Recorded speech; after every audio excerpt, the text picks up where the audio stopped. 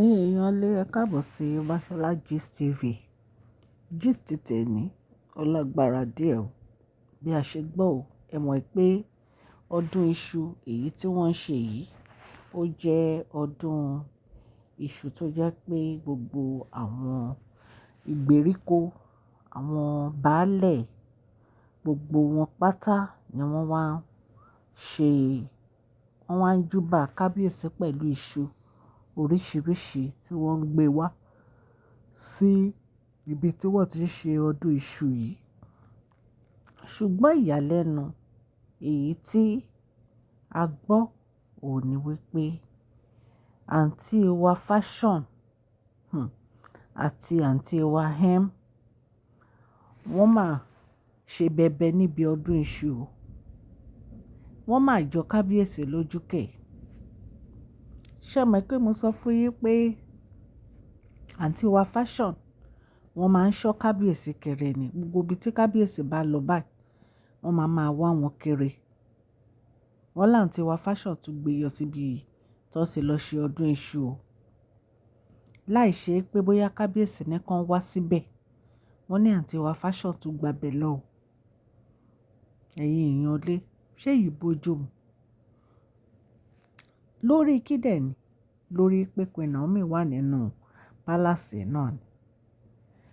Wọ́n ní ìgbà tí wọ́n dé ibi tí wọ́n ti lọ ṣe ọdún iṣu tó ti lọ ń kí gbogbo àwọn èèyàn tó jẹ́ pé wọ́n ń bọ àwọn iṣu yìí tí wọ́n fi ń ṣàdúrà, tó rọ́mọ́ máa ń ṣàdúrà pẹ̀lú iṣu. Wọ́n á ti sun iṣu yẹn, iṣu ewùrà, oríṣiríṣi iṣu, wọ́n á jẹ, wọ́n á dẹ̀ fi ṣàdúrà.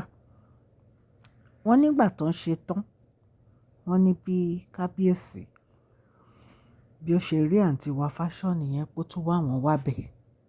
Wọ́n ní kábíyèsí ní kí ló wá ṣe. Wọ́n ní bí a ṣe gbọ́ o, wọ́n ní culture Yorùbá, especially Ilé-Ifẹ̀, wípé kò yẹ kó tí máa yọjú sí ọkọ ẹ̀. Nǹkan tá a gbọ́ nìyẹn o.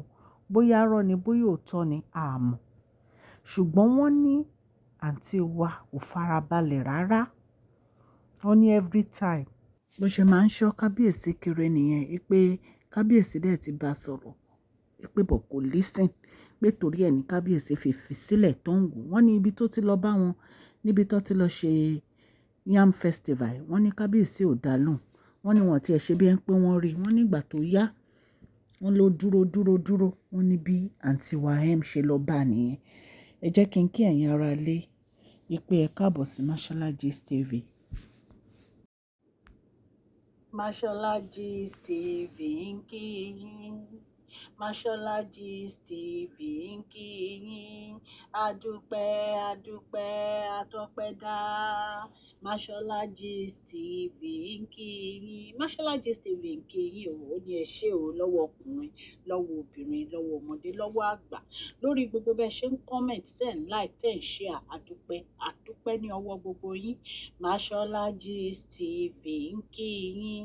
Ẹ̀yin olólùfẹ́ wa, ẹ káàbọ̀ sí Mashola Gist TV. Ṣé àlàáfíà ni ẹwà gbogbo lè ń kọ́? Orúkọ mi ni Mashola kò yí padà. A máa ń sọ̀rọ̀ nípa celebrity gist, royal gist, politics àti gbogbo nǹkan tó ń ṣẹlẹ̀ ní agbègbè orílẹ̀-èdè bàbá wa ní ilẹ̀ Nàìjíríà.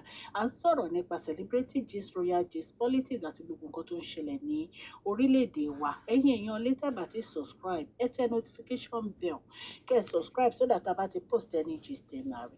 A ń sọ Yorùbá lórí channel yìí nítorí pé a fẹ́ gbàgbé àṣà àti èdè wa. Ẹ̀yin èèyàn lé à ń ṣe advert lọ́lọ́kùn òjọ̀kan lórí channel yìí, ẹ kàn sí wa ní Mashola Gist TV. Ọlọ́run Elédùmarè á bá mi gọ́wọ́ yín sókè o. Ọlọ́run Elédùmarè á bá mi ran gbogbo yín lọ́wọ́ o. Òkè ni ọlá yín á máa lọ o. Ọlá yín ò ní lọ ìsàlẹ̀ láíláí. Wọ́n ní ìgbà tí àǹtí wa lọ bá, wọ́n ní àǹtí wa sọ fún yín pé kí ló wá ṣe níbẹ̀. Wọ́n ló dẹ̀ sọ pé kí ló dé tí àǹtí wa máa béèrè irú question rádaràda báyẹn ní ọwọ́ òun. Wípé kí ni òun ò ní wá ṣe níbẹ̀. Wípé òun wá rí ọkọ òun. Wípé ṣé kò má wá rí ọkọ òun ni. Wọ́n ní àǹtí wa ní kò yẹ kó wá síbẹ̀. Wípé ṣé kábíyèsí ní kó wá síbẹ̀ ni. Wọ́n ní bó ṣe bẹ̀rẹ̀ sí sọ̀rọ̀ nìyẹn sáǹtí wa pé òun náà ló fa gbogbo wàhálà yìí fóun. Wípé torí inú ẹ̀ ò dùn nítorí wípé bí òun àti kábíyèsí ṣe máa ń lọ kiri pé ọwọ́ wọn náà làwọn bá ń bẹ̀. Wọ́n ní bó ṣe bẹ̀rẹ̀ sí sọ̀rọ̀ sí àǹtí wa M nìyẹn, wípé kí ló kàn tó ń bá wa yọjú sí ọkọ òun. Wọ́n ní àǹtí wa M dá lóhùn pé kó lọ máa rí kábíyèsí ńgbà yẹn, allegedly bá ṣe gbọ́. Wọ́n ní bó ṣe bẹ̀rẹ̀ sí búra wọn nìyẹn tó ń sọ̀rọ̀ síra wọn. Ẹ̀yin èèyàn lè, nǹkan tí ò yé mi, ó ní pé kí ni àǹtí wa Fashion kí ló ń wá kiri?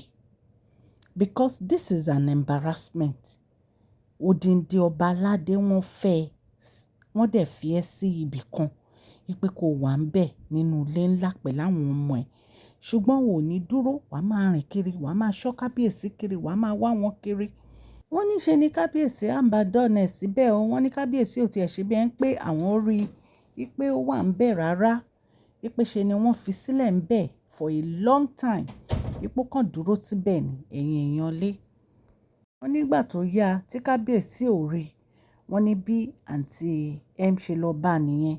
Tóun àti àǹtí M bẹ̀rẹ̀ sí so òkòrò síra wọn tí wọ́n ń búra wọn. Bí a ṣe gbọ́ nìyẹn, ẹ̀yin ará lé. Nǹkan tí ò yé mi lọ́rọ̀ àǹtí wa Fashion ò ní pé kí ló dé tí àǹtí wa Fashion rédé kù lára èkìrì. Ṣé ẹ mọ̀ pé àṣìṣe gist kan náà tó ń sọ fún kábíyèsí pé wọ́n abandon òun, wọ́n use òun tán, wọ́n abandon òun. Oríṣiríṣi nǹkan ló ń sọ. Ẹ̀yin èèyàn, wọ́n ní ọ̀rọ̀ yìí kò ń ṣe nǹkan tó easy rárá. Wípé bí wọ́n ṣe abandon ẹ̀ sí ibi tó ti lọ ṣe yam festival nìyẹn tí wọ́n sọ nǹkan kan. I hope pé àǹtí wa Fashion máa learn, because kábíyèsí nǹkan tó ń hate jù gan-an ló ń ṣe yẹn. Kó máa ṣọ́ wọn kiri, kó máa lọ sí gbogbo event tó máa ń lọ, kó lọ máa dúró síbẹ̀. Kí ló feel pé àwọn èèyàn máa rò nígbà tó ń bá rí ẹ, ìwọ odindi olórí, kó kàn máa gọ kiri, kó máa dúró sẹ́nu gate. Kí ló feel pé àwọn èèyàn máa rò? Nǹkan tí èèyàn tó bá ti jù lọ èèyàn kì í ṣe náà. Ó ti kọjá gbogbo level yẹn. Inú ilé ẹ ló yẹ kó wà. Tí kábíyèsí bá fẹ́ rí ẹ, wọ́n á wá rí ẹ ń bẹ̀. Ẹ̀yin èèyàn lé gist tí a gbọ́ nìyẹn o, allegedly tí a ní ká mú wá. A mọ̀ pé Ọlọ́run Elédùmarè á wà pẹ̀lú kábíyèsí lórí ọ̀rọ̀ àwọn olórí yìí. Á dẹ̀ bá wọn ṣàtúnṣe. Gbogbo ará ilé tó ń gbọ́ mi, mo dúpẹ́ lọ́wọ́ yín o. Ẹ kú ọ̀sẹ̀ tuntun o. Happy New Week to you all. Ẹ̀yin èèyàn lé, mo dúpẹ́ ní ọwọ́ gbogbo ẹ̀yin old subscribers àti ẹ̀yin new subscribers tẹ́ ṣe darapọ̀ mọ́ Mashola Gist TV. Ẹ ṣé. Ọlọ́run á bá mi gbọ́wọ́ yín sókè o. Ọ̀sẹ̀ yìí á sàn yín sówó, á sàn yín sọ́mọ, á sàn yín sálàáfíà. Gbogbo àdáwọ́lé yín á máa yọrí sí rere. Ẹ má gbàgbé kẹ́ fún fídíò yìí ní thumbs up o. Please share this video, like and subscribe. God bless you all. Mashola Gist TV. Love you all.